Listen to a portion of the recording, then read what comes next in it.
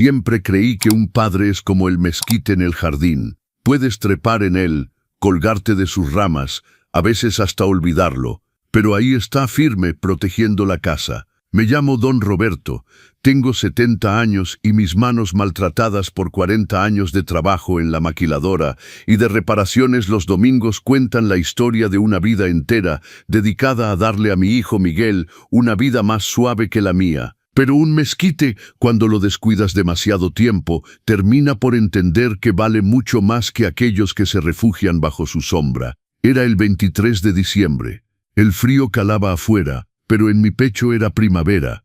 Me había levantado a las 5 de la mañana, como lo hago desde siempre. Había limpiado mi casita en Puebla hasta que las baldosas brillaran como espejos. Había sacado el mantel bordado, ese que mi difunta esposa Lupita había recibido de su madre para la mesa del comedor. Estaba preparando la cena de Nochebuena, pero no cualquier cena, era la cena. Había ahorrado cada peso de mi pensión modesta durante 3 meses. Había dejado de comprar mis medicamentos para la circulación. Tomaba té de hierbas en su lugar, solo para poder comprar un hermoso guajolote de rancho y los ingredientes para el pastel de chocolate que mi nuera Sofía decía adorar. «Este año va a ser bonito, Roberto», me decía mientras untaba el guajolote con mantequilla y hierbas de olor. «Miguel va a traer a los niños temprano, vamos a reír, vamos a olvidar las preocupaciones». Mis nietos, Juanito y Lupita, eran la luz de mis ojos. Ya había envuelto los regalos, un balón de fútbol para él y una muñeca que habla para ella. No eran juguetes de marca, los había encontrado en el tianguis, pero los había envuelto con papel rojo y moño dorado. El amor no tiene etiqueta de precio. El teléfono sonó a las 2 de la tarde. Me sequé las manos en el delantal sonriendo. Debe ser él preguntando si debe traer champán, pensé. «Bueno, hola papá». La voz de Miguel sonaba extraña, sin calidez, solo apuro. «¿Estás ocupado?»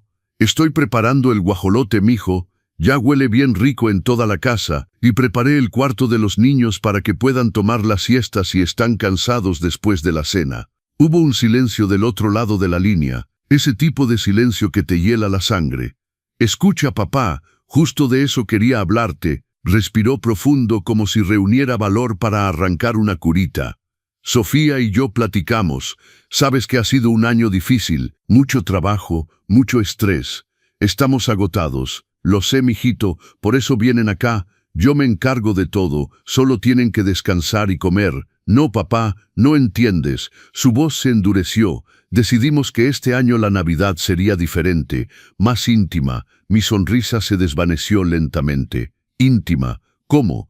Va a ser solo Sofía, yo y los niños, papá, en nuestro departamento en Polanco, sin visitas, sin ruido, sin necesidad de hacer cortesías». Sentí un nudo en la garganta. «¿Hacer cortesías? Yo, tu padre, soy una visita a quien se le hacen cortesías». «Papá», intentó argumentar, «ya compré el guajolote, ya compré los regalos de los pequeños. Soy tu padre. Voy a pasar la Navidad completamente solo». Ahí fue cuando soltó la frase que nunca olvidaré mientras viva. «Ay, papá, no seas dramático. Estás acostumbrado a estar solo. Nosotros necesitamos este momento para nosotros. Entiéndenos, papá. Este año la Navidad es solo para la familia chiquita. Yo, mi esposa y mis hijos, nuestra familia nuclear. Familia chiquita, familia nuclear». Miré la foto de él en el aparador, esa de su graduación de la escuela de ingeniería pagada con el dinero de mis horas extras y mis fines de semana sacrificados. En esa época no era familia nuclear, en esa época, cuando yo era útil, contaba. «Está bien, Miguel», dije, mi voz estaba muerta. «Si es lo que quieren, la familia chiquita».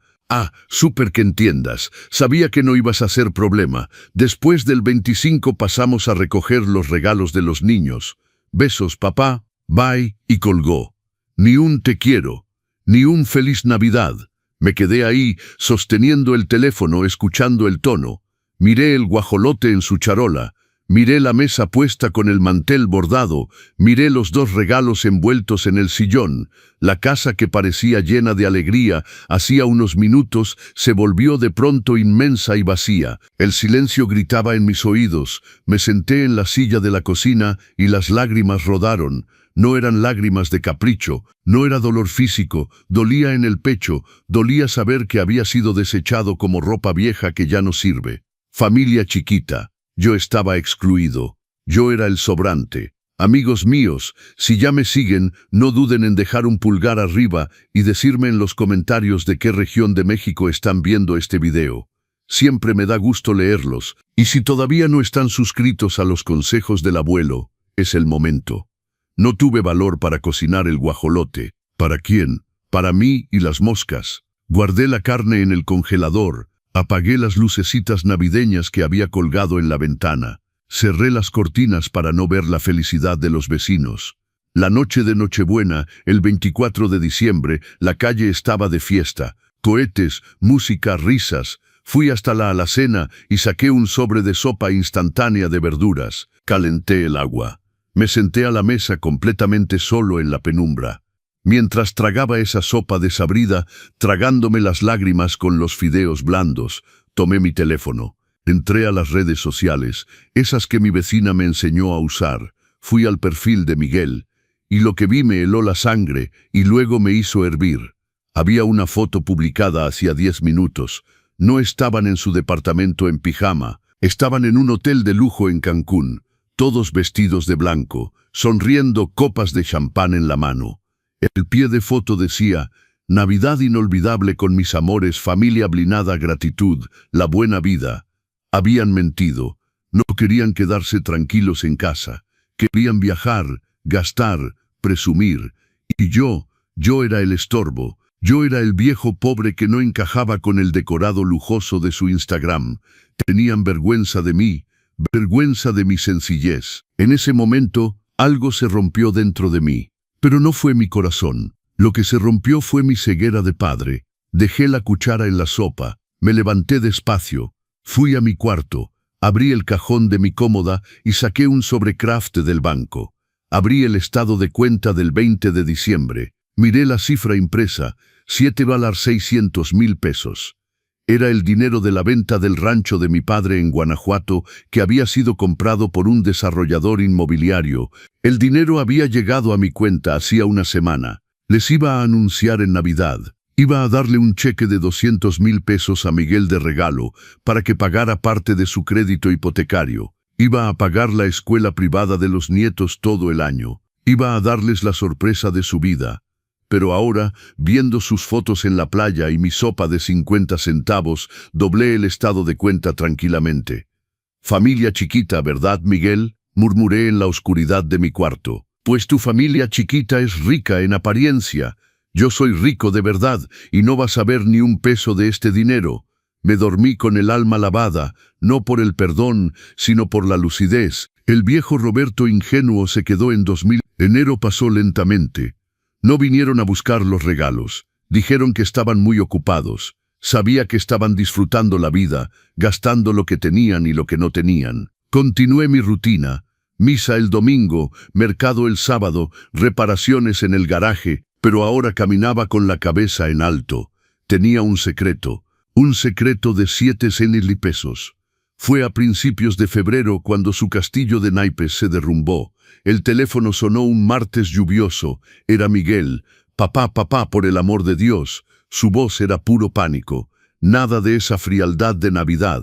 ¿Estás en casa? Sí, Miguel. ¿Qué pasa? Sofía, ella tuvo un derrame cerebral, papá. Estamos en el hospital ahora mismo. Es grave. Necesita una operación de emergencia en el cerebro. Pero el seguro tiene periodos de carencia porque no pagamos las cuotas. Y el hospital está pidiendo un depósito. ¿Y qué tengo que ver yo con eso, mijo?, pregunté. Mi voz estaba tranquila, fría como el mármol. Miguel se detuvo un segundo, choqueado por mi tono. Papá, la vida de Sofía está en juego. Están pidiendo 970,000 pesos de anticipo para operar. No tenemos el dinero, todo lo gastamos en el viaje, en la tarjeta de crédito. Papá, tienes que ayudarnos. Tienes tu casita en Puebla. véndela, saca un préstamo. Por el amor de Dios, ayúdanos. Sostuve el teléfono, me acordé de la sopa, me acordé de la foto en Cancún, me acordé de la familia chiquita. Tenía el dinero, podía transferir ahora mismo desde la aplicación sin moverme de mi silla. Pero si hacía eso, sería el tapete de siempre. Le salvaría y la semana que viene estaría olvidado de nuevo. No, esta vez no. Miguel, dije dejando de gritar, papá se va a morir, ven por mí, voy al hospital, ¿vas a pagar? ¿Tienes dinero? Voy al hospital, repetí sin prometer nada. ¿Y Miguel qué? Ven con el coche normal, no con esa camioneta alemana de lujo.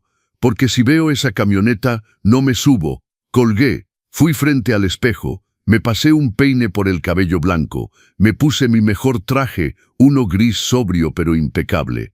Tomé mi maletín de piel, el de mi padre, dentro el estado de cuenta y mis lentes. No iba para allá como un abuelo preocupado, iba para allá como el banquero, como el dueño de su destino. Querían una familia chiquita. Iban a descubrir que sin el viejo de la sopa, la familia chiquita no aguanta ni un día. Me senté en el sillón de la sala y esperé.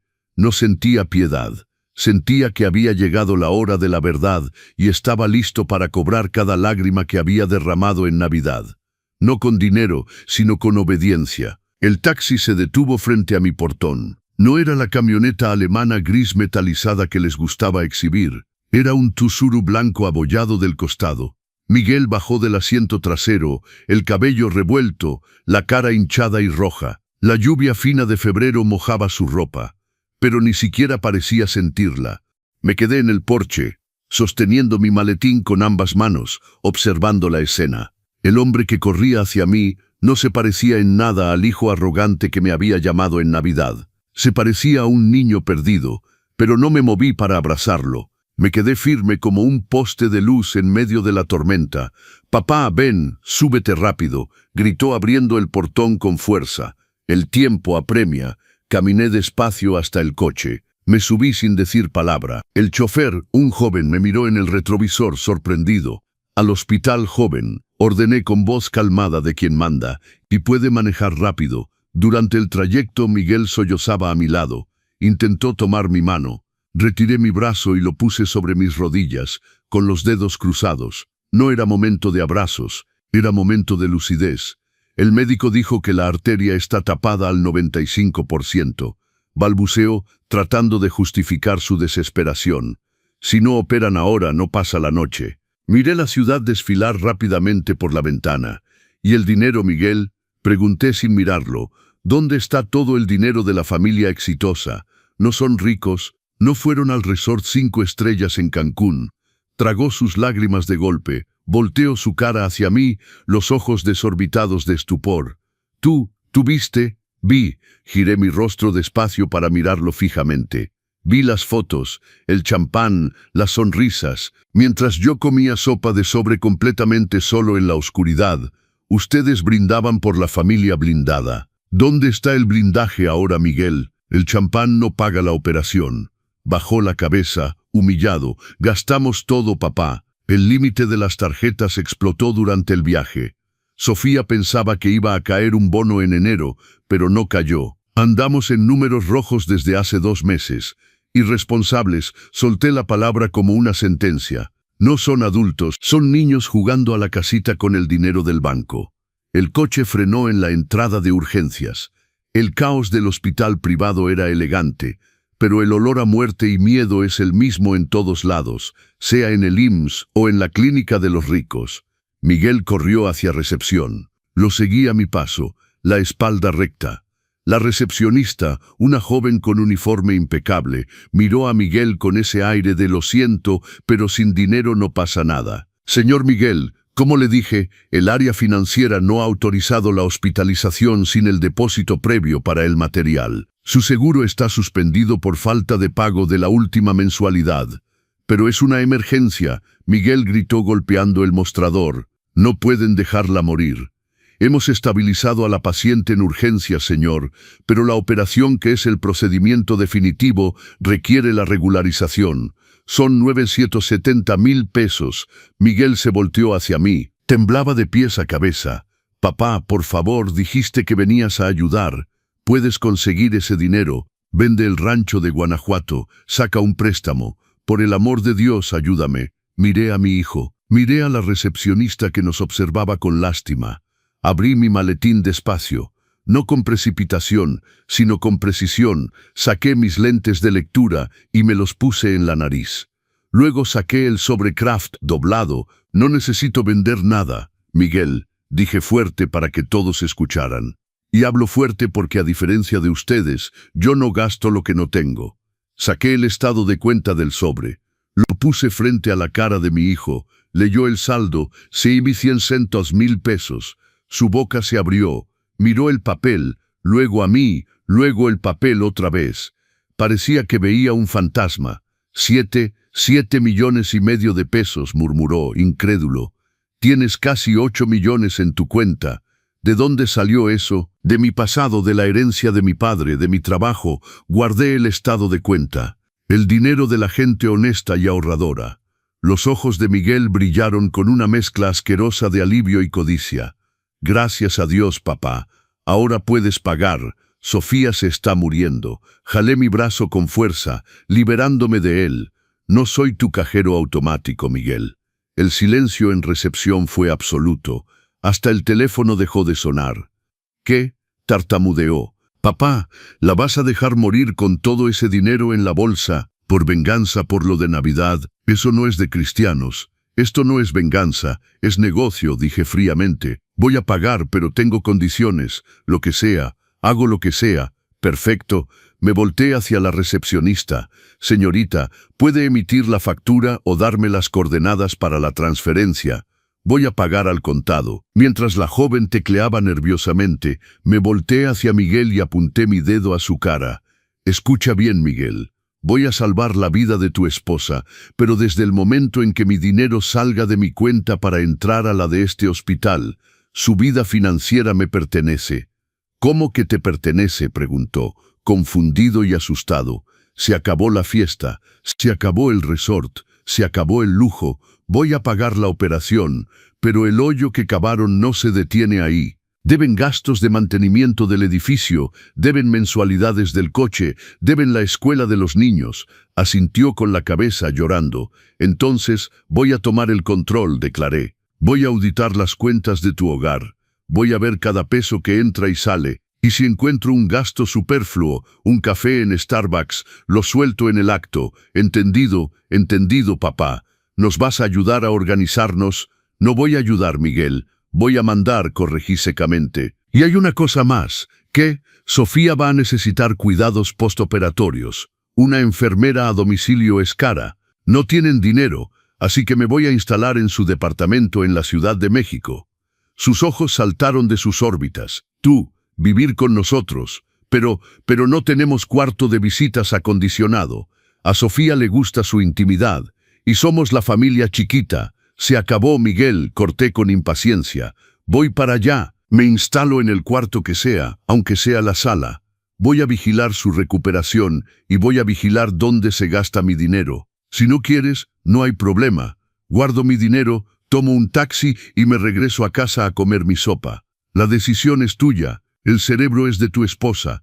Miguel miró hacia la puerta de urgencias donde los médicos trabajaban. Me miró a mí, parado ahí como una estatua de piedra. No tenía opción. Su orgullo estaba atrapado por mi cuenta bancaria. Está bien, bajó la cabeza vencido. Está bien, papá, como tú digas. Perfecto. Me volteé hacia el mostrador. ¿Me puede pasar la terminal, señorita? Pagué los 970,000 pesos sin que me temblara la mano. Tomé el recibo, lo doblé con cuidado y lo guardé en mi cartera junto al estado de cuenta. Ese papelito amarillo no era solo un recibo, era el acta de propiedad de sus almas. Ahora siéntate ahí y reza, ordené a Miguel señalando las sillas de plástico duro, porque el lado financiero ya lo arreglé. El lado de la vida está en manos de Dios. Y si sobrevive, se va a tener que enfrentar conmigo. Me senté en la silla de al lado, pero mantuve distancia, crucé las piernas. Mientras esperábamos, Miguel lloraba en voz baja, enviando mensajes en su teléfono, probablemente mintiéndoles a sus amigos ricos, diciendo que todo estaba ya arreglado. Yo no lloré. Me quedé mirando el techo blanco, pensando en la estrategia. Acababa de gastar casi 1.000.000 de pesos. Dolía. Dolía porque había sudado para ahorrar eso. Pero por primera vez en mi vida no me sentía víctima. Me sentía el dueño del juego. Creían que yo era el abuelito sin recursos que mendigaba un lugar en la mesa en Navidad. Iban a descubrir que yo era el inversionista mayoritario de su vida. Y un inversionista no pide abrazos. Un inversionista exige resultados. Amigos, esta historia les toca el corazón. Entonces no olviden suscribirse a los consejos del abuelo si no lo han hecho. Un pulgar arriba me anima a continuar estos relatos. Y díganme en los comentarios, ¿Don Roberto tiene razón en reaccionar así? Cuando el médico apareció 4 horas más tarde, sudado y cansado, Miguel corrió hacia él. «Doctor, todo salió bien, ella es fuerte, pero su cerebro sufrió mucho. El estrés y los malos hábitos de vida casi la matan. La recuperación va a ser larga y rigurosa. Nada de esfuerzo, nada de nervios, alimentación controlada. Si se sale de los rieles, no la cuenta».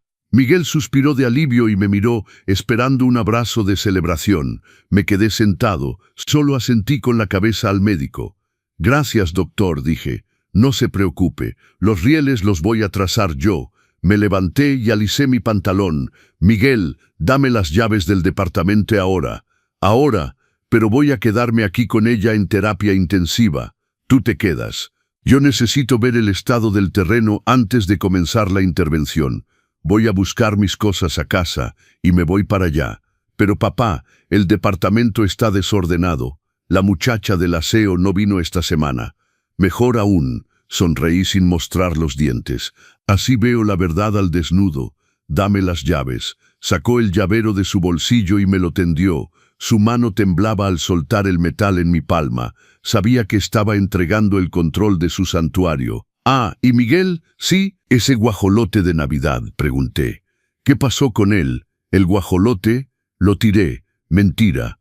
Me lo había comido solito poquito a poquito durante la semana, celebrando mi propia compañía, pero quería que sintiera la pérdida. En mi casa no se guardan sobras de quienes no respetan. Espero que en tu casa haya comida de verdad, porque mañana soy yo quien hace las compras».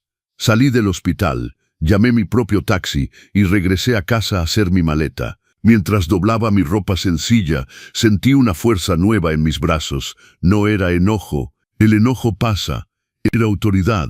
Iba al departamento de lujo, pero no como visita indeseada. Iba como el administrador, el director general de esa quiebra moral y financiera. Querían una familia chiquita, pues ahora la familia tenía un jefe y la ejecución silenciosa de mi plan apenas comenzaba. La llave giró en la cerradura con un clic suave. Empujé la pesada puerta de madera laqueada y entré en el santuario de la familia chiquita. El departamento olía a lavanda artificial y aire acondicionado, aún sin nadie. Era uno de esos lugares que parecen portada de revista. Sofá beige claro en el que nadie puede sentarse para no ensuciarlo, tapetes mullidos, una televisión del tamaño de una pared. Todo muy bonito, todo frío, ni un solo cuadro con foto familiar, solo pinturas abstractas que no dicen nada. Cerré la puerta detrás de mí. El silencio era absoluto. «Muy bien», murmuré poniendo mi vieja maleta sobre el piso de parqué, que brillaba como un espejo. «Veamos qué esconde esta linda cáscara». Comencé mi inspección, no como un padre curioso, sino como quien evalúa una empresa en quiebra. Fui directo a la cocina. Era moderna, como dicen. Una isla de mármol en el centro, alacenas con puertas de espejo, un refrigerador americano de 2 puertas con dispensador de hielo en el frente. Abrí el refrigerador. Lo que vi era el retrato de la miseria disfrazada de lujo. Había botellas de vino blanco, frascos de aceitunas importadas, quesos con nombres que ni siquiera sabía pronunciar, pero que ya tenían los bordes verdosos. Había sobras de sushi en cajas de plástico. Había frascos de salsa, ya preparada, llenos de conservadores. Pero ni una lechuga, ni un litro de leche, ni una fruta fresca. Era un refrigerador de gente que come afuera y que solo usa la cocina para sacar fotos. «Veneno», declaré. «Todo esto es veneno». Busqué bajo el fregadero y encontré un rollo de bolsas de basura negras. De las de 100 litros, empecé la limpia sin piedad. Tomé los quesos caros y mohosos, basura. Tomé las salsas llenas de sal que tapan las arterias, basura. Tomé las sobras de comida caducada, basura. Abrí la alacena, paquete de galletas finas, chocolates, papas fritas, todo a la basura. En 20 minutos la cocina estaba vacía pero limpia. La bolsa de basura estaba pesada, inflada del desperdicio del dinero que no tenían. Luego fui al área de lavado. La lavadora era moderna, llena de botones, pero el cesto de ropa sucia desbordaba. Camisas de marca de Miguel, vestidos de Sofía, uniformes de los niños, todo en bola. La muchacha del aseo debió haber dejado de venir hace semanas, por falta de pago. Y Miguel, dije a la pila de ropa sucia, el príncipe va a tener que aprender a usar el detergente. Volví a la sala, me senté en el sillón del papá, tomé el control remoto y apagué el aire acondicionado central. El silencio de la máquina que se detiene fue un alivio. Abrí las cortinas gruesas y los ventanales del balcón. El aire caliente de la tarde entró, trayendo el ruido de la ciudad, el olor de la vida real. Fui hasta mi maleta. Saqué mi delantal de batalla, saqué mi rosario y lo puse sobre la mesa de centro de vidrio, bien en el medio, marcando el territorio. No iba a cocinar ese día. Iba a esperar. Llegaron en la noche. Sofía vino en ambulancia hasta la puerta del edificio y subió en silla de ruedas, empujada por un enfermero, con Miguel al lado cargando las bolsas de medicamento. Yo estaba sentado en la sala con la luz apagada, solo con la claridad de la calle. Cuando Miguel prendió la luz, se sobresaltó al verme ahí, inmóvil en el sillón. «Ah, papá, me asustaste. ¿Por qué estás en la oscuridad? ¿Y por qué hace tanto calor aquí? Se descompuso el clima». «El clima cuesta dinero, Miguel», respondí sin levantarme. «Y la luz también. La ventana abierta da aire gratis y renueva el ambiente. El médico dijo que ella necesita aire puro, no aire viciado de filtro sucio». Miguel sopló, pero estaba demasiado cansado para discutir. El enfermero ayudó a Sofía a pasar de la silla al sofá. La mujer estaba pálida, la mano sobre la cabeza operada. Parecía haber envejecido 10 años. «Gracias», murmuró Sofía al enfermero, que se fue de inmediato. Nos quedamos los tres. El triángulo de la deuda. «Voy a preparar algo de comer», dijo Miguel dirigiéndose a la cocina, tratando de mantener un atisbo de normalidad. «Voy a pedir una pizza ligera, o ver si hay algo en el refri». Giré en el sillón para observar. Escuché el ruido del refrigerador que se abre, luego el grito. «¿Qué pasó aquí?» Miguel volvió a la sala, los ojos desorbitados. «Papá, ¿dónde están las cosas del refri? ¿Dónde está mi queso brie? ¿Dónde está el paté de trufa que trajimos del viaje?» «El refri está vacío». «Lo tiré», respondí tranquilamente. «¿Tiraste?» Parecía al borde de un infarto. «Papá, eso costó una fortuna. Era basura mohosa y comida industrial», dije levantándome y caminando hacia él. Me puse cara a cara. «Tu esposa acaba de que le abrieran el cráneo con una sierra eléctrica porque sus arterias estaban tapadas de grasa y estrés. Querías darle paté de trufa para acabarla y heredar las deudas más rápido». Miguel abrió la boca, pero no salió ningún sonido. La lógica era brutal. «Y la pizza tampoco. Eso no va a llegar», continué. «La pizza es sal, grasa y cuesta 250 pesos. «¿Pero qué vamos a cenar?», gritó, desesperado por el hambre y el coraje. «¿Vamos a cenar aire? Yo traje mi comida, les mostré la cocina. Hay arroz, lentejas y un caldito de pollo que hice ayer. Está en un tupper sobre la barra. Lo caliento para ustedes». «Caldo de pollo», gimió Sofía desde el sofá. «Roberto, odio el caldo de pollo». La miré. «Tu cerebro adora el caldo de pollo, Sofía. Y a partir de hoy, es tu cerebro el que manda sobre tu estómago, no tu gula». Fui a la cocina. Calenté la comida en el microondas, el único aparato que aprobé. Serví 3 platos. Los puse en la mesa. «Vengan». Sofía tuvo que ser ayudada para caminar hasta la silla. Miguel se sentó a la mesa con cara de disgusto. Comieron en silencio. La comida era buena, sazonada con ajo y cebolla verdaderos. Vi a Miguel raspar su plato a pesar de sí mismo. El hambre es el mejor de los condimentos. Cuando terminaron, Sofía empujó su plato. «Bueno, mañana voy al súper a surtir bien. Voy a comprar cosas sanas, lo prometo. Salmón, espárragos, quinoa. Me reí. Una risa seca, corta. ¿Con qué dinero, Sofía? Paso la tarjeta. El mes giró. Debe haber un poco de límite liberado. Dame la tarjeta. Y la de Miguel también. ¿Qué? ¿La tarjeta? Me miró como si le pidiera su brazo. Papá, ya basta. Nos tratas como niños, protestó Miguel. Porque actúan como niños, golpeé la mesa con el puño. Los platos vibraron. Me deben casi 1 millón de pesos. Le deben al banco. Deben los gastos del edificio. Deben la escuela de los niños. ¿Y quieres comprar salmón y espárragos? ¿Sabes cuánto cuesta el kilo de salmón? Sofía cruzó los brazos, desafiante. No voy a comer sardinas, Roberto. Tengo cierto nivel de vida. Tenías un nivel de vida, corregí. Ahora tienes un nivel de deuda. Y mientras me deban dinero, el nivel es el mío. Arroz, lentejas, huevo, pollo y verduras de temporada, y nada de marca. Miguel, más razonable o más asustado por la muerte, sacó su cartera del bolsillo con dificultad. Sacó 2 tarjetas negras, tarjetas premium con millas y prestigio. Las puso en la mesa y las empujó hacia mí. Toma, Roberto. Sofía tiene razón. No podemos pagar la mensualidad el próximo mes. Miguel, chilló Sofía traicionada.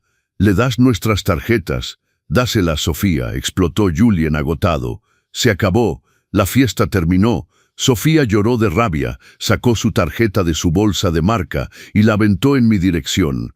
La tarjeta golpeó mi pecho y cayó al suelo. No me moví, me agaché despacio, mi espalda me dolió, pero no mostré nada. Recogí la tarjeta del suelo. Perfecto. Fui a la cocina, tomé las tijeras de cortar pollo. Frente a ellos, corté las 3 tarjetas en pedacitos. El plástico duro que crujía fue el único sonido en la habitación. Mañana en la mañana, anuncié tirando los pedazos a la basura. Voy al mercado con mi dinero y traigo lo necesario. ¿Y tú, Miguel, cómo vas a ir a trabajar? Tomo la camioneta, respondió Sofía sonándose la nariz. La camioneta no va a salir del estacionamiento mañana. Sofía empezó a hablar. ¿Qué quieres decir con eso? ¿Vas a vender mi camioneta sin mi permiso? La camioneta está a nombre de Sofía. Señalé a mi nuera que tenía la cabeza baja. Y Sofía necesita calma para no morir. Las deudas quitan la calma. Esta camioneta vale ¿cuánto? 1 millón, 1.300.000 según el valor en el mercado, corrigió Sofía indignada. Perfecto, hice el cálculo mental. Eso paga lo que me deben de la operación. Eso paga los gastos atrasados del edificio. Paga la escuela de los niños. Y todavía queda algo para vivir unos meses sin morirse de hambre. Es la única solución. No acepto, gritó Sofía. Es mi camioneta. Es la única cosa bonita que tengo. ¿Me quieres humillar? ¿Quieres verme en el lodo? Me acerqué a ella. Me puse muy cerca. Olí el perfume caro que todavía llevaba puesto, mezclado con el sudor del día estresante. La humillación, Sofía, dije bajito murmurando, es llamarle a tu suegro para pedirle dinero para salvar tu vida porque gastaste todo en un resort en la playa. La humillación es que te desalojen de tu casa. La humillación es tener al ejecutor del banco en la puerta. Yo te estoy dando la oportunidad de salvar tu nombre. La camioneta se va o yo me voy. Si no quieres, está bien. Guardo mi dinero, tomo un taxi y me regreso a casa a comer mi sopa. La decisión es tuya, el cerebro es tuyo. Sofía miró a Miguel implorando ayuda. Cariño, di algo. La camioneta es nuestro sueño. Miguel levantó los ojos. Estaban llenos de lágrimas. Vende, Roberto, vende esa maldita troca. Sofía soltó un grito ahogado y corrió hacia la recámara dando un portazo. Nos quedamos Miguel y yo en la sala. Me va a odiar, comentó recogiendo los platos. Te va a agradecer algún día, dijo Miguel, o no, pero al menos estará viva para verlo. Gracias, Roberto. Tienes una fuerza que yo desconocía. La necesidad hace la fuerza, mijo. Ahora vete a dormir. Mañana el día será largo. Lo mandé a la cama en el cuarto de visitas improvisado, ya que Sofía estaba encerrada en la suite. Fui a la sala. Arreglé el sofá para que yo durmiera ahí. No me quejé. Mi espalda aguantaba. Antes de acostarme, vi una pila de correspondencia en el mueble de la entrada. Eran cartas que ni siquiera abrían por miedo al contenido. Factura, estado de cuenta, publicidad. Mi curiosidad de auditor habló más fuerte. Tomé la pila, empecé a abrir una por una. Factura de luz atrasada, aviso de corte. Internet, aviso de reducción de velocidad. Escuela de los niños, carta de cobro amistoso. Pero la última carta era diferente. Tenía un membrete pesado. Venía de un despacho jurídico inmobiliario. Abrí el sobre con cuidado. Leí el encabezado. Requerimiento extrajudicial de consolidación de la propiedad fiduciaria. Mis lentes se resbalaron en mi nariz. Leí el resto. Derivado del no pago de las mensualidades del crédito hipotecario correspondientes a los meses de octubre, noviembre y enero, el bien será puesto en subasta pública en un plazo de 30 días. Mis manos temblaron. Pensaba que el problema era la camioneta, las tarjetas, el tren de vida. Pero no, el hoyo era mucho más profundo. No eran dueños de este departamento. El banco lo era, y el banco venía a quitárselo. Miré la puerta de la recámara donde Sofía dormía o lloraba. Miré el lujo alrededor de mí, todo arena, todo humo. En 30 días se iban a quedar en la calle. En 30 días la familia chiquita sería una familia sin techo. Sentí un frío en el estómago, pero justo después sentí ese calor de nuevo, el calor de la estrategia. Tenía dinero en el banco, tenía $630,000 restantes después de la operación. La deuda del departamento debía ser elevada, pero la subasta es la muerte del patrimonio. Si dejaba que fuera a subasta, perderían todo. Si pagaba las mensualidades atrasadas, solo estaría tirando dinero en un saco roto porque volverían a retrasarse. No, necesitaba un golpe decisivo, un golpe maestro. Doblé la carta y la guardé en el bolsillo de mi pijama.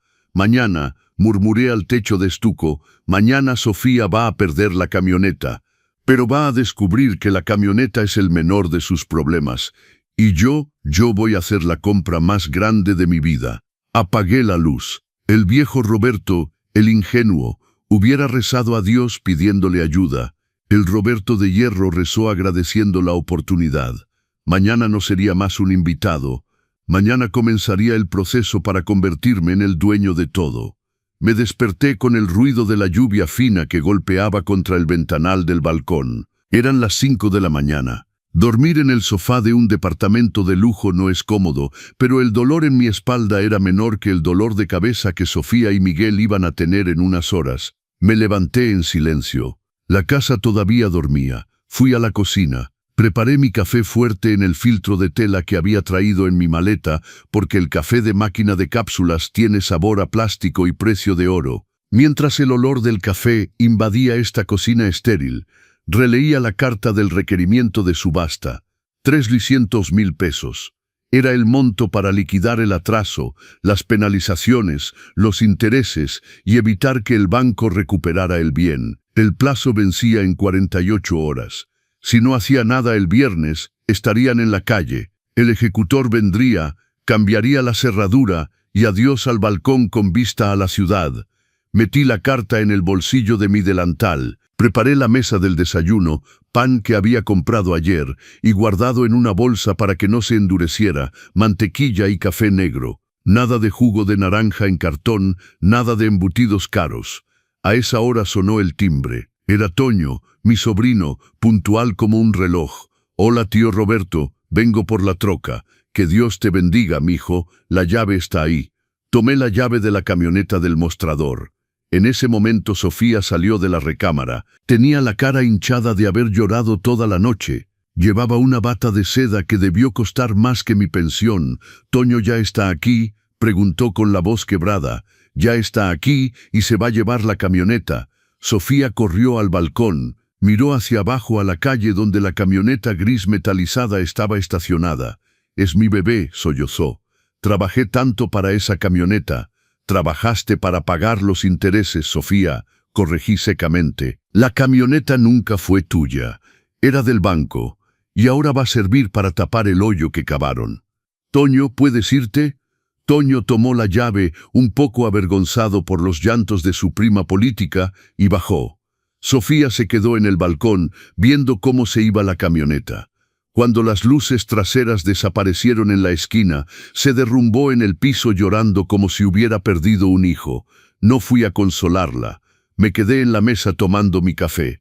Ven a comer, Sofía.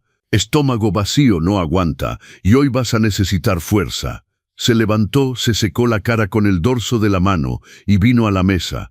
Se sentó con rabia. Miguel apareció después, caminando despacio, sosteniéndose el pecho por reflejo. «¿La camioneta se fue?», preguntó. «Se fue», respondió Sofía secamente.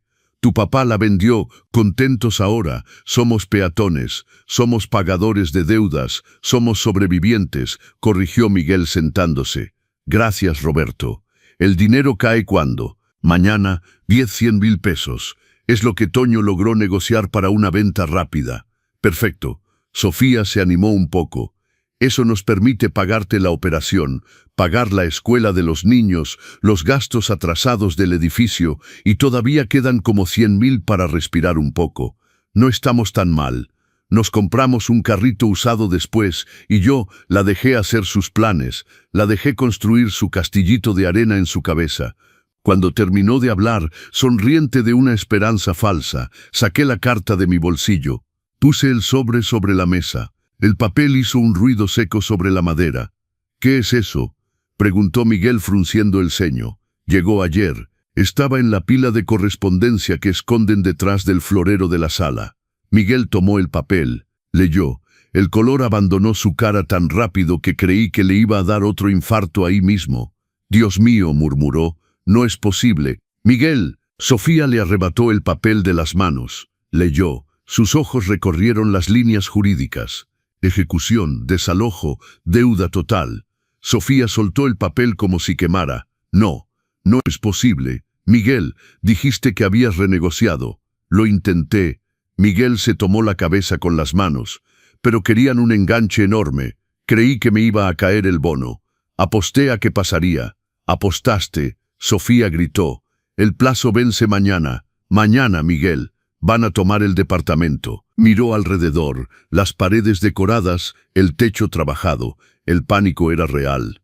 «Roberto», se volteó hacia mí. Esta vez no había arrogancia.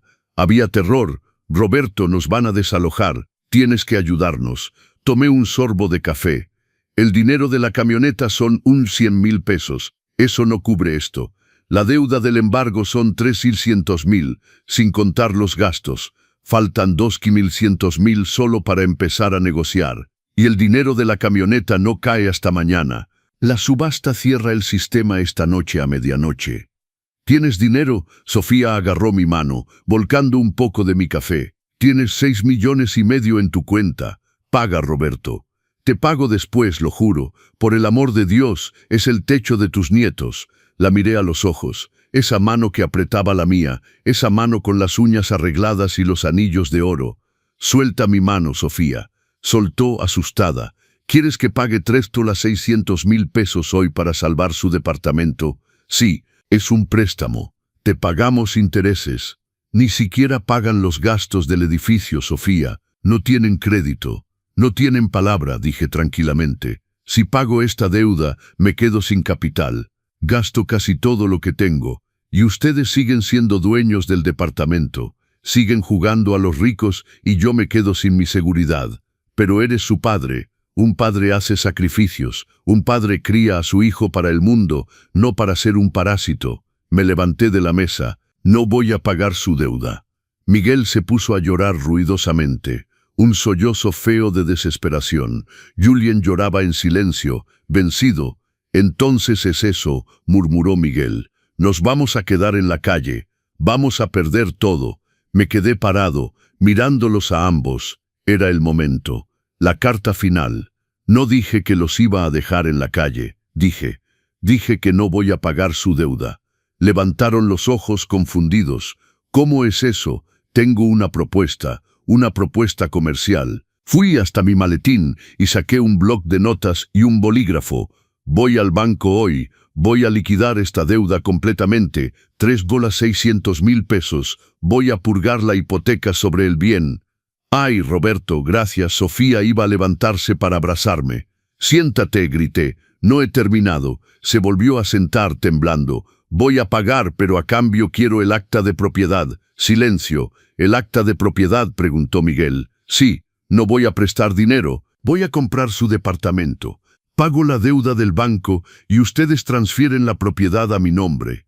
El departamento se vuelve mío. De Roberto Durán. Sofía se puso roja de coraje. Es aberrante. Este departamento vale 16.000 de pesos. ¿Quieres comprarlo por 3.600.000? Es un robo. ¿Quieres robar a tu propia nuera? El departamento vale 16.000 si está saldado, Sofía, respondí de inmediato. Hoy vale 0 para ustedes porque mañana el banco lo toma. Si el banco lo toma, lo vende a cualquier precio en subasta para cubrir la deuda y ustedes salen sin nada, ni un peso. Respiré profundo y continué implacable.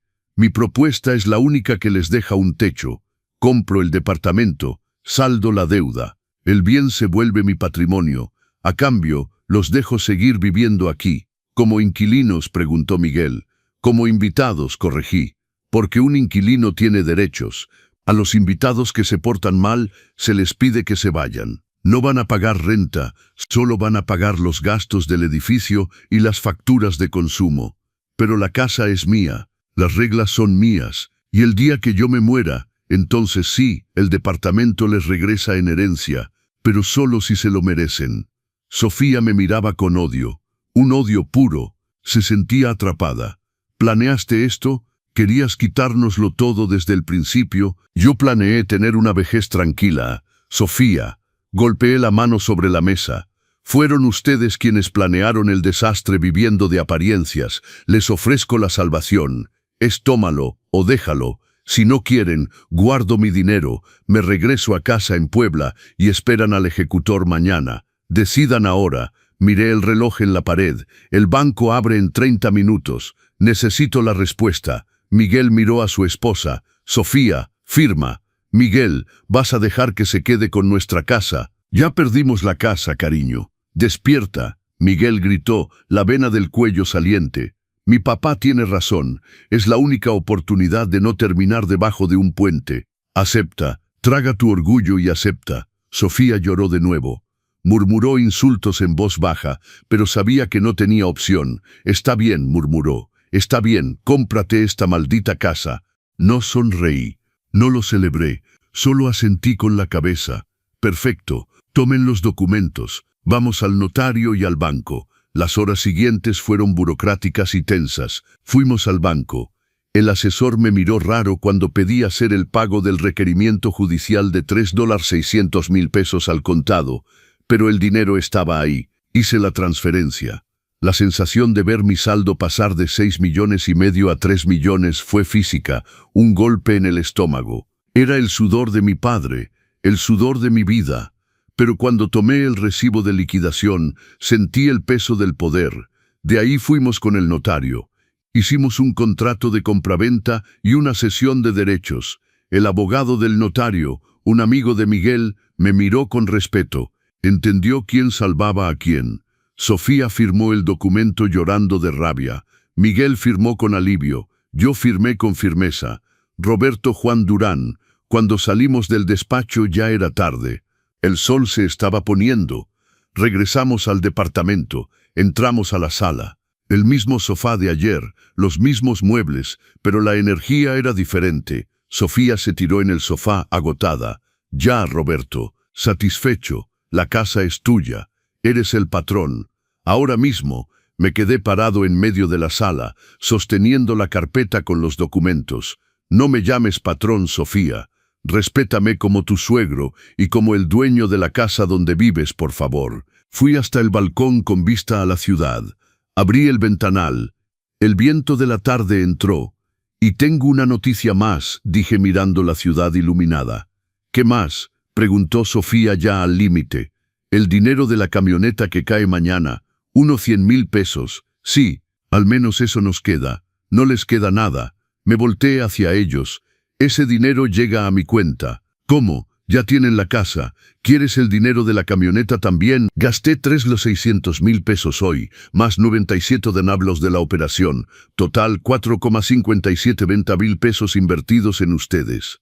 El dinero de la camioneta va a abonar a esa deuda. Les van a quedar debiendo 3.430.000 pesos, pero esos 3.430.000 se los perdono. Considérenlo como la condonación familiar. Miguel se dejó caer en el sofá, boca abierta. Nos dejaste limpios, te llevaste todo, les quité el peso de las deudas de los hombros, dije en serio. Ahora están en cero, sin camioneta, sin casa a su nombre, pero sin deuda y sin intereses que les corroen el hígado. Tienen la oportunidad de empezar de cero. Trabajar, tomar el metro, ahorrar dinero de verdad y quizás un día recomprar sus cosas. Pero esta vez al contado. Miguel se puso a reír, una risa nerviosa pero sincera. Eres un genio, Sofía. Mi papá es un genio. Estábamos hundidos en el lodo hasta el cuello. Nos sacó del lodo, nos pasó por la manguera de agua fría y nos puso a secar al sol. Duele pero limpia. Sofía tragó saliva. Me miraba con una mezcla de miedo y admiración forzada. ¿Las reglas continúan?, preguntó. Más fuertes que nunca, respondí. Mañana quiero ver el cuadro de gastos del mes. Y el sábado vienes conmigo al mercado de la Merced a aprender a escoger las verduras de temporada. Sí, señor, respondió Sofía tomando su tenedor. La cena continuó en silencio. La comida sencilla nunca había sabido tan bien. Más tarde, cuando todos se fueron a dormir, me quedé en la sala. Apagué las luces, abrí el ventanal del balcón con vista a la Ciudad de México, ese del que Sofía estaba tan orgullosa y que ahora era mío. Me senté en el sillón de diseñador, puse mis pies sobre el puff, tomé el resto del vino que Miguel había abierto y olvidado sobre la mesa. Me serví una copa, miré la ciudad abajo, miles de luces. En algún lugar ahí estaba mi casita de Puebla cerrada con llave y segura. Y aquí estaba yo en el departamento de Polanco, dueño de todo. No tuve ganas de que alguien me abrazara. No tuve ganas de escuchar "Te quiero, abuelito". Lo que sentía era mucho mejor. Satisfacción. Miré mi reflejo en el vidrio del balcón, un señor de cabello blanco, manos maltratadas, usando un pantalón de pana barato, pero el reflejo me mostraba un rey. Querían una familia chiquita, pues ya la tuvieron. La familia es ahora chiquita efectivamente, yo mando y ellos obedecen. Tomé un sorbo del vino caro. Estaba bueno, pero tenía sabor a victoria. Por don Roberto brindé conmigo mismo. ¿Quién lo hubiera creído? El viejo de la sopa se volvió el dueño del departamento en Polanco. Sonreí. Una sonrisa de lado, maliciosa y fría. Tomé mi teléfono y abrí el grupo familiar en WhatsApp, ese donde nunca me respondían. Escribí un mensaje. Mañana el desayuno es a las 7 en punto. Quien llegue tarde no come. Y Miguel, no olvides lavar los trastes de la cena antes de acostarte. Buenas noches. Vi las 2 palomitas azules de lectura aparecer inmediatamente. Nadie respondió, pero escuché desde el fondo del pasillo el ruido de la llave del agua que se abre y los trastes que se lavan. Cerré los ojos y disfruté la brisa de la noche. El orden estaba restablecido, pero la prueba final todavía estaba por venir. El teléfono de la sala sonó. Escuché a Sofía contestar. Bueno, hola mamá. ¿Regresan de Acapulco mañana? Ok. ¿La cena? No, todo está muy bien. Los esperamos. Sí, está perfecto. La escuché colgar y hablar con Miguel, en pánico. Mis papás llegan mañana. Quieren venir a cenar. Van a ver que ya no tenemos camioneta, que comemos comida humilde con mi suegro mandando en todo. Mi mamá me va a destruir. Sonreí en la oscuridad de mi cuarto. Doña Esperanza y don Patricio, los verdaderos ricos, esos que habían humillado a Sofía toda su vida con su sofisticación, empujando a mi nuera a tener vergüenza de sus propios orígenes. Venían a cenar pensando encontrar a la familia exitosa. No sabían que iban a encontrar a don Roberto, y tenía una recepción muy especial preparada para ellos. No habría risotto con camarones, habría realidad, y tenía muchas ganas de ver sus caras cuando descubrieran quién era el verdadero dueño del departamento. El día de la cena amaneció con una tensión que parecía cortar la piel. Sofía caminaba por el departamento como gallina espantada, arrastrando sus pantuflas, los ojos hinchados de tanto llorar por la pérdida de la camioneta y la casa. Miguel al menos parecía resignado. Quien se salva de la muerte aprende a apreciar el aire que respira, aunque el aire sea en un departamento que ya no es suyo, y yo estaba en la cocina pelando papas. Roberto, ¿qué vas a hacer? Sofía entró a la cocina, mordiéndose las uñas. Mis papás llegan a las 8. Había pensado pedir ese lomo de res que les gusta. No tienes tarjeta para pedir nada, Sofía, respondí sin quitar la vista de la papa. Y no voy a gastar mi dinero en comida de restaurante cara para gente que ni siquiera se molestó en llamar cuando su yerno estaba en terapia intensiva. Pero Roberto, son don Patricio y doña Esperanza, tienen el paladar fino, no puedo servir cualquier cosa. Vamos a servir mole poblano, arroz blanco bien cocido, frijoles de la olla y ensalada de nopales. Mole poblano, Sofía casi se desmaya. Comida de fonda. Roberto, vienen de Acapulco, comen carpaccio y pasta fresca. Pues hoy van a comer lo que se les sirva, dije firmemente. Es carne guisada en salsa, pero en mis manos vale la de un gran chef. Y si se quejan, el Burger King está en la esquina. Sofía salió soplando, pero obedeció. No tenía opción. Sabía que yo tenía la llave de la caja fuerte y el acta de propiedad del techo sobre su cabeza. A las 7 de la noche Miguel apareció en la sala, vestido con una camisa vieja pero planchada. Roberto empezó un poco avergonzado. Mi suegro es un poco difícil. Va a hacer preguntas sobre la empresa, sobre el dinero. Que haga sus preguntas, Miguel. La verdad es un remedio amargo, pero cura. La mentira es dulce, pero pudre los dientes. Hoy sacamos las muelas podridas de esta familia. A las 8 en punto sonó el timbre. Sofía respiró profundo, arregló su cabello que tuvo que peinar ella misma, ya que el salón de belleza había sido cancelado, y abrió la puerta. El perfume de doña Esperanza entró antes que ella, un olor fuerte, dulce, de cosas importadas. Entró agitando sus pulseras de oro, seguida de don Patricio que mantenía esa nariz en alto de quien piensa que el suelo no es digno de sus zapatos. Pero hijita, doña Esperanza hizo el beso pero no besó. Hizo besos en el aire. Nos hicieron falta. El viaje fue divino. Deben ver las fotos. Ay, Miguel, te ves fatal, hijo. ¿Qué fue esa indisposición de la que hablaron en el grupo? Fue un infarto, suegra. Casi me muero. Dios mío, escupe en el suelo para conjurar la mala suerte. Doña Esperanza agitó la mano. Pero ya pasó, ¿no?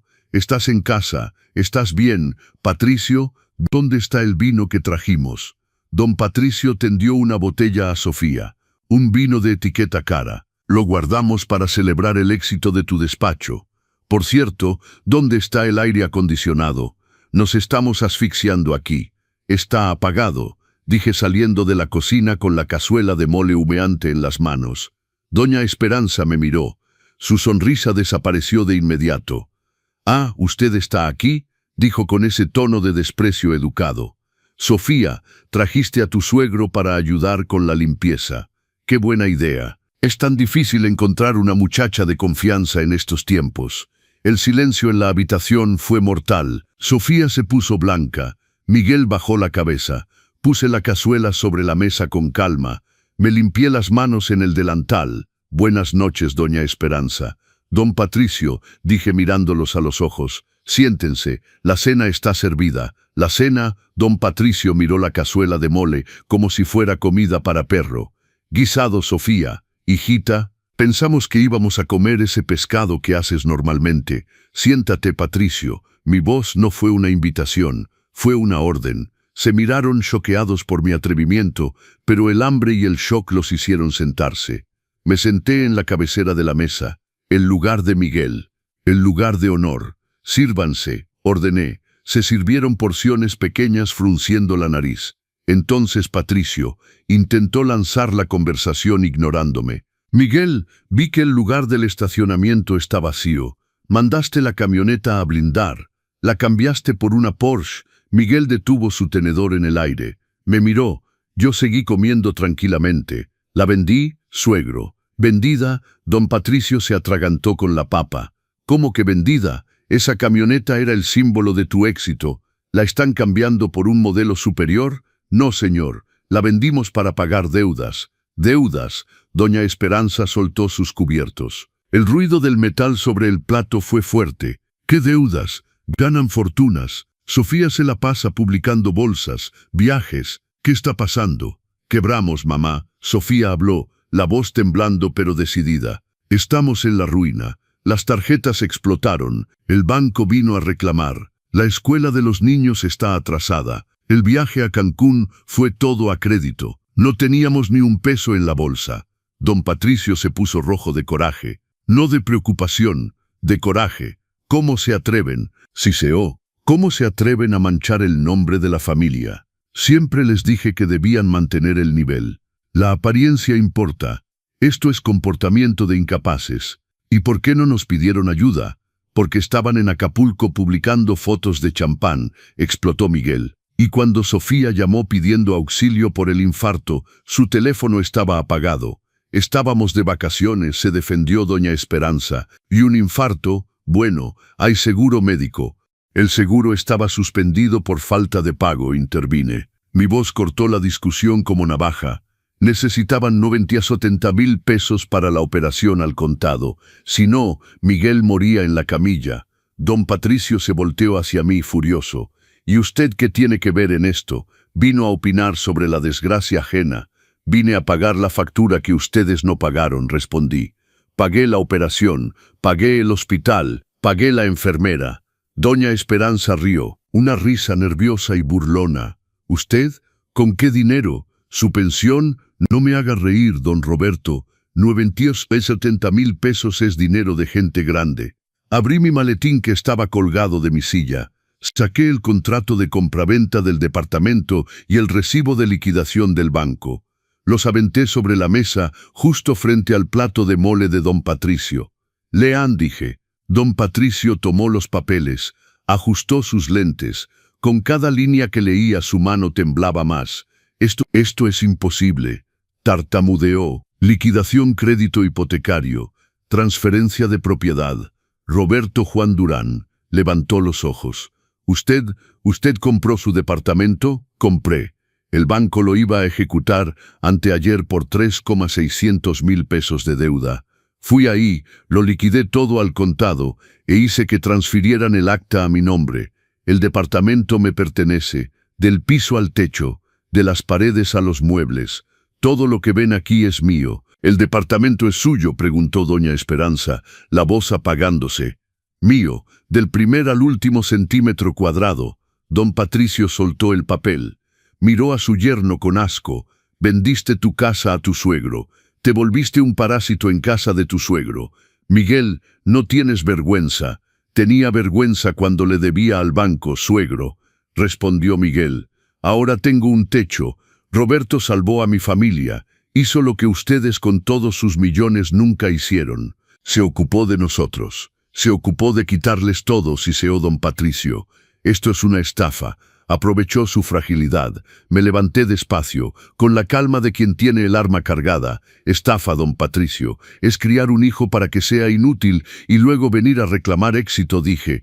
Yo no quité nada. Salvé el patrimonio de irse al remate. Y hay otra cosa. Caminé hasta el ventanal y señalé la vista a la ciudad. A partir de hoy las reglas en esta casa cambiaron. Aquí ya no entra la arrogancia. Aquí ya no entra el desperdicio, y aquí ya no entra la gente que juzga según lo que uno tiene en la bolsa. Son bienvenidos a visitar, a ver a los nietos, pero como visitantes, respetando al dueño de la casa. Y el dueño de la casa soy yo. Hice una pausa. Si no les gusta la comida, o el calor, o mi presencia, la puerta de la calle les da la bienvenida. Doña Esperanza estaba boquiabierta. Nunca en toda su vida de burguesa había sido puesta en su lugar por alguien a quien consideraba inferior. Don Patricio se levantó, ajustándose el saco. No me voy a quedar aquí a que me insulte este señor. Ven, Esperanza. Sofía, cuando recuperes la razón, me llamas a la oficina. Sofía no va a llamar a nadie, previne. Sofía va a trabajar, tomar el metro y ahorrar dinero para pagar lo que debe. Ella es ahora una adulta, no la niñita de papá. Don Patricio sopló y se dirigió a la puerta. Doña Esperanza lo siguió, pero se detuvo un instante. Miró la mesa, el mole. Miró a Sofía, que tenía la cabeza baja, pero sostenía la mano de su esposo. Por primera vez, doña Esperanza vio que su hija ya no trataba de impresionarla. Sofía trataba de sobrevivir. Se fueron. La puerta se cerró con fuerza. El silencio regresó a la habitación, pero esta vez era un silencio ligero. Miguel soltó el aire que retenía en sus pulmones. «Dios mío, corriste a mis suegros, corrí su mala educación, corregí sentándome de nuevo, la carne se enfría, coman». Sofía me miró. Sus ojos estaban llenos de lágrimas, pero no vino a abrazarme.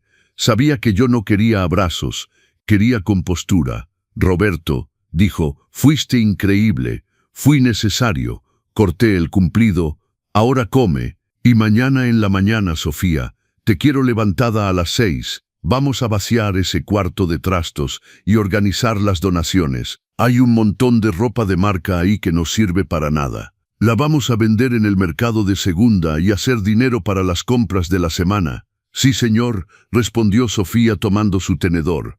La cena continuó tranquilamente. La comida sencilla nunca había sabido tan bien. Más tarde, cuando todos se fueron a dormir, me quedé en la sala. Apagué las luces, abrí el ventanal del balcón con vista a la ciudad, ese del que Sofía estaba tan orgullosa y que ahora era mío. Me senté en el sillón de diseñador, puse mis pies sobre el puff. Tomé el resto del vino que don Patricio había traído y olvidado sobre la mesa. Me serví una copa, miré la ciudad abajo, miles de luces. En algún lugar ahí estaba mi casita de Puebla cerrada con llave y segura. Y aquí estaba yo en el departamento de Polanco, dueño de todo. No tuve ganas de que alguien me abrazara, no tuve ganas de escuchar «Te quiero, abuelito». Lo que sentía era mucho mejor, satisfacción. Miré mi reflejo en el vidrio del balcón, un señor de cabello blanco, manos maltratadas, usando un pantalón de pana barato. Pero el reflejo me mostraba un rey. Querían una familia chiquita, pues ya la tuvieron. La familia es ahora chiquita, efectivamente. Yo mando y ellos obedecen. Tomé un sorbo del vino caro. Estaba bueno, pero tenía sabor a victoria. Por don Roberto, brindé conmigo mismo, ¿quién lo hubiera creído? El viejo de la sopa se volvió el dueño del departamento en Polanco. Sonreí, una sonrisa de lado, maliciosa y fría. Tomé mi teléfono y abrí el grupo familiar en WhatsApp, ese donde nunca me respondían. Escribí un mensaje: «Mañana el desayuno es a las 7 en punto. Quien llegue tarde no come. Y Miguel, no olvides lavar los trastes de la cena antes de acostarte. Buenas noches». Vi las 2 palomitas azules de lectura aparecer inmediatamente. Nadie respondió, pero escuché desde el fondo del pasillo el ruido de la llave del agua que se abre y los trastes que se lavan. Cerré los ojos y disfruté la brisa de la noche. El orden estaba restablecido. Amigos, esta historia les toca el corazón. Entonces no olviden suscribirse a los consejos del abuelo si no lo han hecho. Un pulgar arriba me anima a continuar estos relatos. Y díganme en los comentarios, ¿don Roberto tiene razón en actuar así o se pasó de la raya? Y sobre todo, díganme de qué ciudad o país están viendo este video. Me encanta leer sus mensajes. Las semanas siguientes fueron de transformación. No la transformación bonita que sale en las películas, sino la transformación dolorosa de quien aprende a vivir en la realidad después de años flotando en la fantasía. Miguel empezó a tomar el metro a su trabajo. Las primeras mañanas lo vi salir con la cara larga, avergonzado de mezclarse con la gente común en el vagón del metro Polanco. Pero después de una semana llegaba a casa más humilde. El metro te quita la soberbia a empujones. Sofía tuvo que aprender a cocinar. No esas recetas de Instagram con ingredientes importados, sino comida real. Arroz, frijoles, huevo, pollo. La primera vez que prendió la estufa casi quema el departamento. Pero yo estaba ahí, enseñándole paso a paso. Sofía, el aceite no se pone antes de calentar la sartén.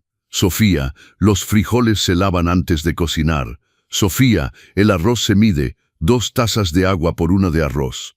Al principio protestaba, lloraba, aventaba las cucharas. Pero el hambre es un maestro cruel. Cuando tienes hambre y no hay delivery ni tarjeta para pagar, aprendes. Los niños Juanito y Lupita al principio estaban confundidos. ¿Por qué el abuelito vivía ahora con ellos? ¿Por qué ya no había camioneta? porque la comida era diferente. Pero los niños son nobles, se adaptan rápido. Después de 2 semanas, Juanito me decía, abuelito, ¿me enseñas a arreglar mi bici? Y Lupita, abuelito, ¿me cuentas un cuento antes de dormir? Me volví su abuelo de tiempo completo, no el abuelo de Navidad que veían una vez al año. Y eso era lo único bueno de todo este desastre.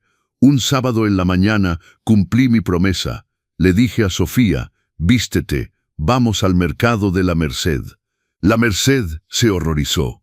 Roberto, ahí va la gente humilde, hay mucha gente, huele feo. Ahí va la gente inteligente que sabe ahorrar, corregí.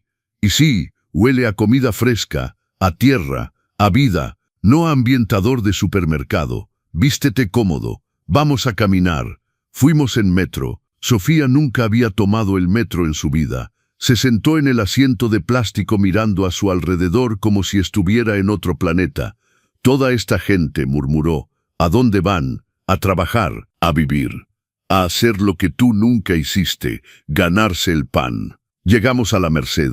El mercado era un caos hermoso de colores, gritos, olores. Había montañas de chiles, pirámides de jitomates, mares de cilantro. Mira, Sofía, le enseñé.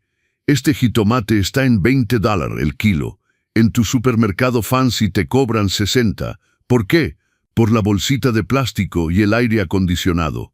Le enseñé a escoger aguacates presionando suave. Le enseñé a oler el cilantro para ver si está fresco. Le enseñé a regatear con las señoras del mercado. Doñita, a cómo el kilo de calabaza, a 25 marchante. Le doy 20 si me lleva 2 kilos. Ándale pues, porque usted me cae bien. Sofía miraba fascinada. Por primera vez en su vida estaba aprendiendo el valor real del dinero. No el número en la pantalla de la tarjeta, sino el peso de las monedas en la mano. Regresamos al departamento cargados de bolsas. Habíamos gastado 350 pesos y teníamos comida para toda la semana. En el supermercado, eso mismo hubiera costado 1.500. ¿Ves la diferencia? Le pregunté mientras acomodábamos las verduras en el refrigerador. Veo, dijo Sofía, y por primera vez no lo dijo con sarcasmo, lo dijo con entendimiento. Un mes después de haberme mudado al departamento, Miguel llegó a casa con una cara extraña, no triste, no feliz, pensativa. Roberto, ¿podemos hablar? Claro, mijo, siéntate. Se sentó frente a mí en la mesa de la cocina. Sofía estaba cocinando lentejas, concentrada, sin quemar nada por primera vez. En la oficina me ofrecieron un ascenso, empezó Miguel. No es mucho más dinero, pero es algo, $8,000 más al mes. Felicidades, hijo, te lo mereces, y estaba pensando, se rascó la cabeza. Sofía y yo platicamos, queremos empezar a pagarte. No todo de golpe, pero cada mes darte algo, para la comida, para los gastos, para que no sientas que somos una carga. Me quedé callado, los miré, a Miguel con su camisa barata pero planchada, a Sofía con el delantal manchado de salsa de tomate, el cabello recogido en una cola simple. Ya no eran los mismos que habían ido a Cancún a presumir, eran diferentes, más pequeños en ego pero más grandes en dignidad.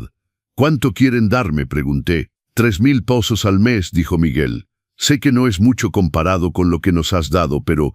Es perfecto, interrumpí. Acepto. Sofía me miró sorprendida. ¿En serio? En serio, porque no se trata de la cantidad, Sofía. Se trata de que están aprendiendo a ser responsables, a pagar sus cuentas, a vivir dentro de sus posibilidades.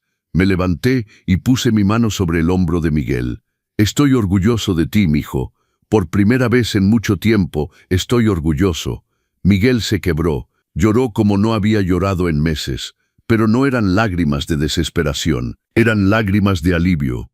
Sofía también lloró. Vino y me abrazó por primera vez desde que había llegado. Gracias, Roberto, dijo contra mi hombro. Gracias por no dejarnos caer. Los dejé caer, dije suavemente, pero les enseñé a levantarse. 3 meses después, recibí una llamada de mi sobrina de Puebla. Tío Roberto, ¿cuándo regresas a la casa?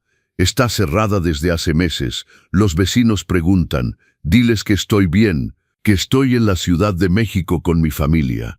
¿Te vas a quedar a vivir allá? Miré alrededor del departamento, los juguetes de Juanito en el piso, el delantal de Sofía colgado en la cocina, Miguel llegando del trabajo cansado pero sonriente. No lo sé, respondí honestamente, todavía no lo sé. Esa noche, después de que todos se fueron a dormir, salí al balcón. La ciudad brillaba abajo. Millones de luces, millones de historias. La mía era una de ellas. La historia del viejo que no se dejó olvidar, que exigió respeto, que enseñó que el amor no es dar todo sin condiciones, sino dar con límites que ayudan a crecer. ¿Hice lo correcto? No lo sé. Algunos dirán que fui demasiado duro. Otros dirán que fui un genio. Yo solo sé que cuando Miguel me rechazó en Navidad, algo se rompió. Y lo que construí sobre esas ruinas no fue venganza. Fue estructura, fue orden, fue una familia que funciona en la verdad, no en la apariencia. Tomé mi taza de café y brindé con la noche. Por las familias nucleares, dije en voz baja, y por los abuelos que les recuerdan que el núcleo necesita cimientos. El viento frío de marzo sopló. Adentro, escuché a Lupita que se despertó y llamó: «Abuelito, tuve una pesadilla». Dejé mi café y entré. Fui a su cuarto. Me senté en su cama. Ella se acurrucó contra mí. ¿De qué era la pesadilla, mi vida? Soñé que te ibas y nos dejabas solos. Le acaricié el cabello. No me voy a ningún lado, princesa. Abuelito está aquí. ¿Para siempre? Pensé en mi casita de Puebla. Pensé en mi jardín. Pensé en mi independencia. Pero también pensé en estas manitas que me abrazaban. En Miguel, que finalmente estaba siendo hombre. En Sofía, que estaba aprendiendo a ser mujer de verdad. No de Instagram. Para siempre es mucho tiempo, le dije. Pero por ahora sí, aquí estoy. Se durmió en mis brazos. La acosté suavemente y salí del cuarto. Miguel estaba en el pasillo. Había escuchado todo. «Gracias, papá», dijo, «por quedarte, por no rendirte con nosotros». Yo nunca me rindo, Miguel. Esa es la diferencia entre tu generación y la mía. Nosotros no nos rendimos, peleamos, y cuando peleamos ganamos. Esa noche dormí en paz por primera vez en meses. La familia nuclear había aprendido su lección, y el viejo del mezquite había demostrado que las raíces viejas sostienen los troncos jóvenes, aunque a veces necesiten una sacudida para recordar su lugar. 6 meses después de aquella Navidad que lo cambió todo, llegó junio. El calor de la Ciudad de México era aplastante, pero en el departamento de Polanco había algo diferente.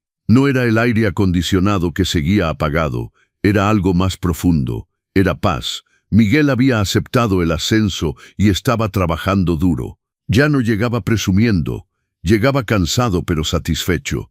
Sofía había encontrado un trabajo de medio tiempo como asistente administrativa. No era glamoroso, no lo podía publicar en Instagram con filtros bonitos, pero pagaba 6,000 pesos al mes y ella estaba orgullosa. «Roberto, mira», me dijo una tarde mostrándome su primer cheque. «Lo gané yo, con mis manos, con mi esfuerzo». «Así se hace, mija», le dije, y lo decía de corazón. Los niños estaban felices. Juanito había aprendido que la felicidad no está en los juguetes caros, sino en que el abuelito te enseñe a volar un papalote en el bosque de Chapultepec. Lupita había descubierto que las mejores historias no salen de una tablet, sino de la boca del abuelo antes de dormir. Y yo había encontrado algo que no sabía que necesitaba. Propósito. Un domingo de junio, estábamos todos en la sala. Miguel leía el periódico. Sofía tejía una bufanda para el invierno. Los niños hacían tarea. Yo tomaba mi café, viendo por la ventana. El timbre sonó. «¿Esperan a alguien?», pregunté. «No», dijo Miguel extrañado. Fui a abrir. Del otro lado estaban doña Esperanza y don Patricio. Pero no eran los mismos de hace 6 meses. Don Patricio no traía su pose arrogante. Doña Esperanza no traía sus pulseras de oro. «Don Roberto», dijo don Patricio quitándose el sombrero. «¿Podemos pasar?» «Pasen», dije haciéndome a un lado. Entraron con pasos pequeños, como quien entra a un lugar sagrado. Sofía se levantó sorprendida.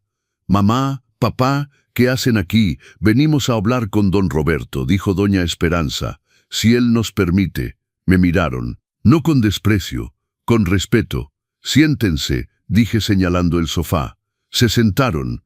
Miguel y Sofía se miraron confundidos. Don Roberto, empezó don Patricio, venimos a pedir disculpas. El silencio en la sala fue absoluto. Disculpas por cómo lo tratamos aquella noche. Disculpas por haberlo juzgado, por haber pensado que usted era menos que nosotros. Y venimos a agradecerle, continuó doña Esperanza con lágrimas en los ojos, porque en estos meses hemos visto a nuestra hija transformarse. La vemos más feliz que nunca, sin lujos, sin apariencias, pero feliz de verdad. Sofía empezó a llorar. Mamá, sí, hijita, déjame terminar. Doña Esperanza se secó los ojos. Nosotros te criamos mal, Sofía. Te enseñamos que lo importante era la apariencia, el qué dirán, el estatus. Te metimos eso en la cabeza desde niña y casi te mata. Se volteó hacia mí. Usted hizo lo que nosotros no pudimos hacer, don Roberto. Le enseñó el valor del trabajo, del esfuerzo, de la dignidad real. No la dignidad comprada, sino la ganada. Don Patricio sacó un sobre de su saco. Trajimos esto, dijo poniéndolo sobre la mesa. Es un cheque por 500,000 pesos. No es para que nos devuelva el departamento. Sabemos que ese barco ya zarpó. Es para que lo use como quiera. Para su casa de Puebla, para los gastos aquí, para lo que usted decida. Miré el sobre. No lo toqué. No quiero su dinero, dije firmemente. Don Roberto, por favor. No quiero su dinero porque no lo necesito. Lo que necesitaban era darme esto hace 6 meses, pero no está en el sobre. Está en lo que acaban de decir. Respeto, reconocimiento, eso no tiene precio. Me levanté y caminé hacia la ventana. Pueden quedarse a comer si quieren. Hoy Sofía hizo tinga de pollo. No es comida de restaurante fancy, pero está hecha con amor. Y si se quedan, se sientan en mi mesa como familia, no como jueces. Entendido, entendido, dijeron ambos. Y se quedaron, comimos juntos. La comida era sencilla pero deliciosa. Y por primera vez, doña Esperanza comió sin hacer muecas. Don Patricio repitió plato. Después de comer, don Patricio me pidió hablar a solas. Salimos al balcón. Don Roberto dijo mirando la ciudad. Yo fui como Miguel, joven, arrogante, creído. Mi suegro también me bajó los humos a su manera. Por eso reconozco lo que usted hizo. No fue crueldad, fue educación. Así es, dije. A veces el amor más grande es el amor duro. ¿Piensa quedarse aquí o va a regresar a Puebla? Miré hacia adentro. Sofía y doña Esperanza lavaban platos juntas, riendo. Miguel jugaba con los niños en el piso. No lo sé, respondí honestamente. Mi casa de Puebla me espera, pero aquí también tengo una casa ahora y una familia que me necesita. Ellos tienen suerte de tenerlo. Yo tengo suerte de tenerlos a ellos, aunque tuve que comprar el departamento para que lo entendieran. Ambos nos reímos. Esa noche, después de que los suegros se fueron en paz, me quedé en el balcón como ya era mi costumbre. Miguel salió a acompañarme. Papá, dijo, he estado pensando. ¿En qué, mijo? En Navidad, en aquella llamada, en lo que te dije. Hizo una pausa larga. Perdóname. Fui un hijo terrible, te dejé solo en la Navidad para irme de viaje a presumir.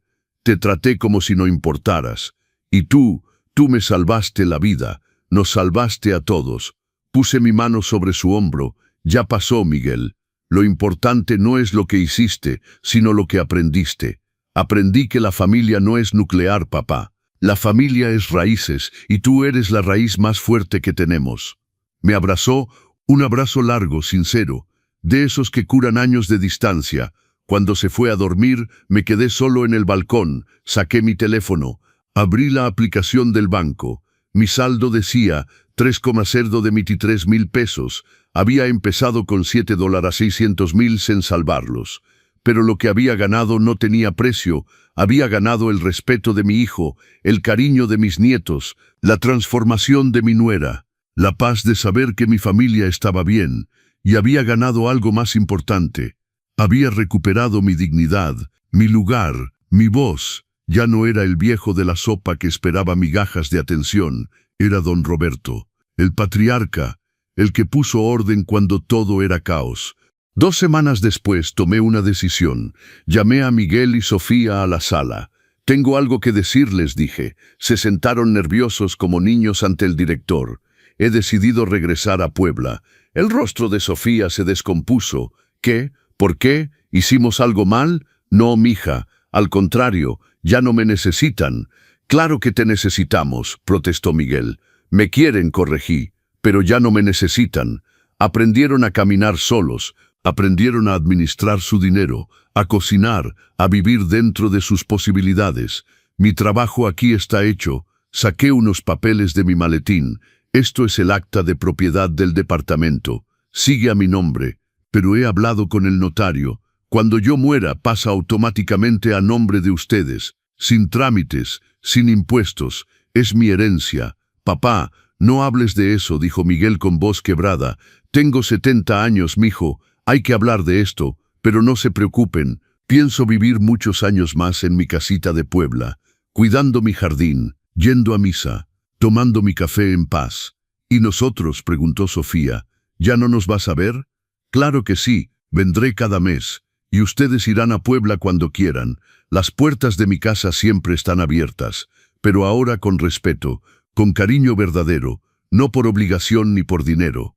Sofía vino y me abrazó llorando. Gracias, Roberto, por todo, por salvarme la vida, por enseñarme a vivir, por ser el papá que mis propios padres no supieron ser. Miguel también me abrazó. Eres el mejor hombre que conozco, papá, y voy a esforzarme todos los días para ser aunque sea la mitad del hombre que eres tú.